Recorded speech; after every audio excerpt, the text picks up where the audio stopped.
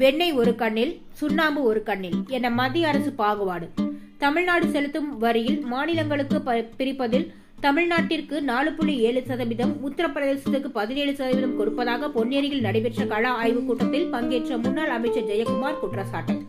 திருவள்ளூர் மாவட்டம் பொன்னேரியில் அதிமுக சார்பில் கள ஆய்வுக் கூட்டம் நடைபெற்றது. இதில் முன்னாள் அமைச்சர்கள் ஜெயக்குமார் மற்றும் சி.வி. சண்முகம் ஆகிய இருவர் கலந்து கொண்டு கட்சி நிர்வாகிகளுக்கு ஆலோசனைகளை வழங்கினர். இதில் செய்தியாளர்கள் செய்தி சேகரிக்க அனுமதிக்கப்படவில்லை. ஆலோசனை கூட்டத்திற்கு பிறகு செய்தியாளர்களை சந்தித்த ஜெயக்குமார், 2026 தேர்தலில் ஆளும் சர்வாதிகார இடியமின் முசோலினி அரசு வீட்டிற்கு அனுப்புவதற்காக கள ஆய்வுக் கூட்டங்கள் நடைபெற்று வருகின்றது என்றும், யாருக்கும் பாதுகாப்பில்லாமல் சட்டம் ஒழுங்கு சீரழிந்து கிடக்கிறது என்றார். மருத்துவர்கள் இல்லாத சூழல், டெங்கு கட்டுப்படுத்த முடியாத நிலை உள்ளது என்றார். மீனவர்கள் இலங்கை கடற்படையால் தாக்கப்பட்டு 1 கோடி இழப்பீடு செலுத்தி வரும் நிலையில் ஸ்டாலின் அரசு கடிதம் மட்டுமே எழுதி வருகிறது எனவும், அனைத்து தரப்பினராலும் வெறுக்கப்படும் ஆட்சி திமுக ஆட்சி என்றார். திருமாவளவன் முதலமைச்சர் ஆசை குறித்த கேள்விக்கு, ஆசையே அலை போலே நாம் எல்லாம் அதன் மேலே என்ற பாடலை பாடி அனைவருக்கும் ஆசை இருக்கும் எனவும், அப்துல் கலாம் கூறியது போல அனைவரும் கனவு காண உரிமை உண்டு எனவும், இதனை மக்கள் தான் முடிவு செய்ய வேண்டும் என்றார்.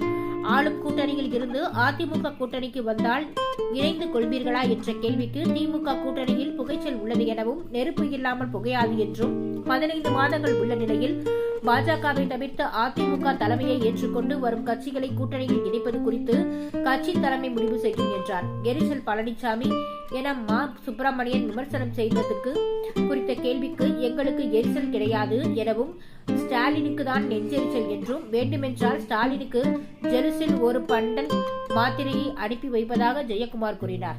மத்தியில் 15 ஆண்டுகள் கூட்டணியில் இருந்தபோது காவிரி நீர், முல்லை பெரியாறு, கச்சத்தீவு, கல்வி பட்டியல் என அனைத்தையும் சீரழித்து திமுக எனவும், கூட்டணியில் இருந்தபோது செய்யாமல் இப்போது நிதிக்குழுவிடம் திமுக மனு அளிப்பது ஏன் என்றார்.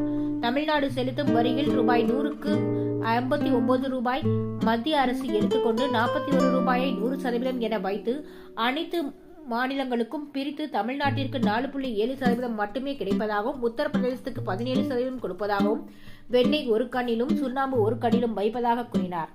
மத்தியில் கூட்டணியில் இருந்தபோது வடக்கு வாழ்கிறது, தெற்கு தேய்கிறது என ஸ்டாலின் ஏன் கூறவில்லை என்றார்.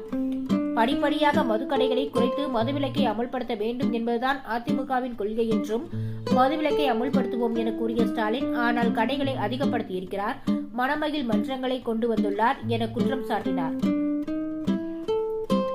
30,000 கோடியாக இருந்த டாஸ்மாக் வருமானம் தற்போது 52,000 கோடியாக அதிகரித்துள்ளது என்றும், குடிகாரர்களை அதிகமாக்கி மாநிலத்தை சீரழித்து வருகிறது திமுக அரசு என்றார். மீனவர்களுக்கு அதிமுக எதுவும் செய்யவில்லை என அமைச்சர் ராஜா கண்ணப்பன் கூறியது பற்றிய கேள்விக்கு, அதிமுக அரசில் மீனவர்களுக்கு பல்வேறு திட்டங்கள் மூலமாக 19,500 பணம் கிடைக்கிறது என தெரிவித்தார்.